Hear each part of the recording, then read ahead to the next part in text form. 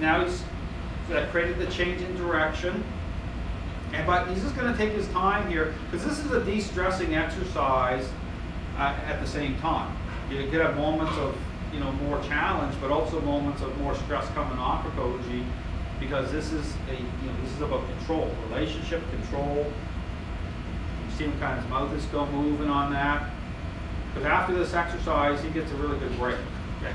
He can kind of, but interesting, when I put the muzzle on him, this time, usually he's more forward in the crate. This time, I didn't have the cam to show it, but he went back into the crate, which is more of a kind of recognition as to what's about to happen, right?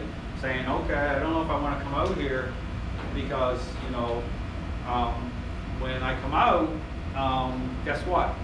Dale, Enzo, they're in total control, right? But, so, with this exercise, as we do it more, he'll start to move forward more as the days go by, becoming more agreeable to his role. Okay, that's the big thing. So yeah, you can move forward, just feel it out, and tap him back, and you can push a little bit if you want. Not quite yet, yeah, just leave it there, yeah. So, here with the pushing part, as Enzo's doing this, because I am going to get Enzo to start to do a little push-pull, a little bit more influence, because it's what I call is like kind of walking the razor's edge, right? It's like, we need a little bit more, influence at a certain point to help in this, right? To get him more used to being full control. So the push-pull and the pushing him into a down, that helps a little bit. So on the next one, Enzo will do he's going to do the push-pull, and you're going to push him into a down too. Okay. But just give it a moment here. You're still working on muscle. Yeah, still, yeah. Just how his mind's reacting to all of this. This is good. Yeah, this is the working through part. He's dealing with it. This is a big change for him. He's gained a lot of control. Him being the German Shepherd. Okay, yeah, when you're ready, you can step forward there any time. I know he's still doing, but put him into a sit, push, pull. And then keep pushing for the down, just a little bit, just easy. He gets set off, but just easy. And then stop there. Just kind of let, there we go. Then recover, and then just let him recover. So you see there that what happened there. Now tap him out of that so he doesn't get the muzzle off. Just easy, and then he's back in. So just in the moment that he tried to take the muzzle off, and then don't tap anymore. Just keep a steady pressure, like before. Yeah. Just easy, and then just. Don't push too much. Let him go into a down. Push him into a down. There, and then just you're gonna go into another little moment now. You stand up, tap a little bit, There you go. Yep. So de-escalate. Yep. There you go. You let his nose there. So right there, that's a good moment. Now keep enough pressure through that, just enough though. So there, what we did there, kind of made a couple little adjustments, but he was wanting to kick off pretty hard. But this is better in a way, because he's had a type of a moment where he's like, you know what, I really don't like this, and he wanted to get that muzzle off, but he wasn't trying to do it in a way that's trying to be really, really aggressive about it. And so Enzo just tapped at the right time and de-escalated it, and now he's into a down position, and now we let him recover, right? Because this is like, again, de-stressing. This is like a big deal here. So we're going to give him a moment, but keep enough pressure through that leash so that he still understands that you're in control. Right, the messaging still's got to be there. Not enough that we're trying to start a war, but so it's like we let him de-escalate, goes into a down, give him a moment. Because again, this is about coming. So what you're looking for here as he did this is diminishment of these moments. Okay, so yesterday they were pretty intense. Today he had a moment here. This one here definitely was not as intense. But we're also going to give him more time to work through this. This is why I kind of like an extended session here with him, to really get him to de-stress him, to work through with him. So I'm going to move the camera over here a little bit so that give you a better view of what's going on. So there he is. He's just in a down position. And so here at a certain moment, Enzo will bring him back up into the sit. So any time there, Enzo, bring him up into a sit. Start to apply pressure, but don't let him get it too far ahead. Yeah, there you go. Just ease, yeah, just ease it. So there's a line there too where, because what happens is if he gets too far ahead, it'll trigger him off anyway. You understand? So yeah, just so it's like he always get that's good. Because he wants to edge ahead. You can sense that, right? He wants to try to get up a little bit. So yeah, keep him back.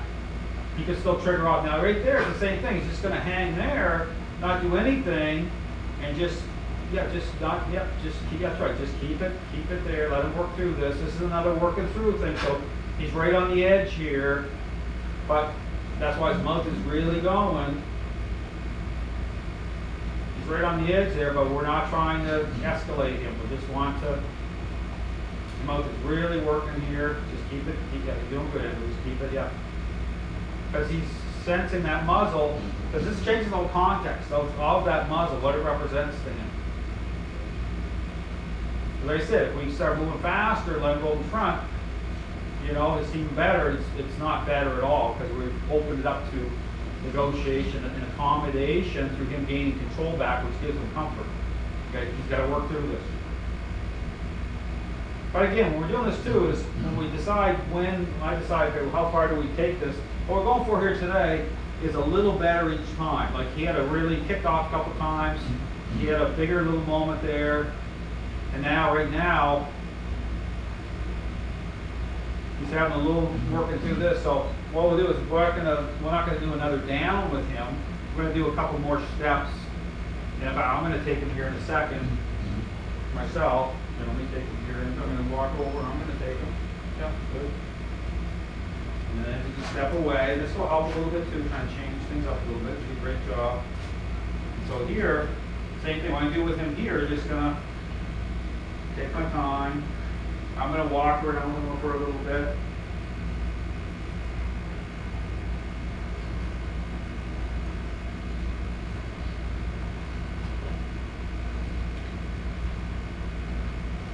It helps Enzo too, because Enzo gets a good perspective here of this as well as I do this, of being able to see from a different perspective. And also for me, when Enzo's handling a dog, Koji, he can see, because certain things you don't always see as clearly if I'm right on top of him like this, it gives you a different perspective than being sideways and being able to see reaction. So from a trainer level, this is really helpful. So here, like the mouth was moving a lot, starting to, I'm just hanging out. So again, just me being like this in full control and hanging out this way, lets him again work through it because it's about identifying as to our role. Okay, what's already going on here? So this is like a big deal. Again, it's about taking stress off of him. Because understand something here with Koji, he has to lose. I don't mean lose in a bad way, right? He's got to understand here. He cannot think that he can use his teeth and his mouth and gain control through any of that.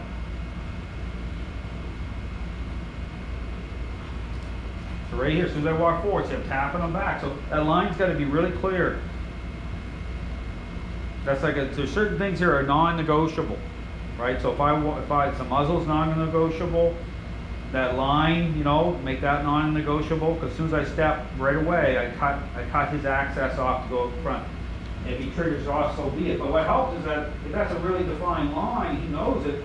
He's going to agree to it quicker, right? If it's wishy-washy and it's like open it up and he gets that's a problem. Because that will cause a conflict anyway. Because it's about, again, it's really defined.